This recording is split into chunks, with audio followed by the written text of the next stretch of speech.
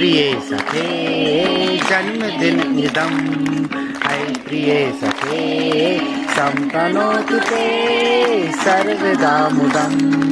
संतनोतु ते सर्वदा मुदं प्रार्थयामहे भवशतायुषी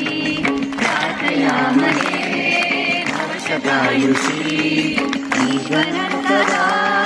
त्वां च रक्षतु ईश्वरः सदा त्वां च रक्षतु कीर्तिमर्जया पुण्यकर्मिणा कीर्तिमर्जया जीवनं सदा भवतु सार्थकं जीवनं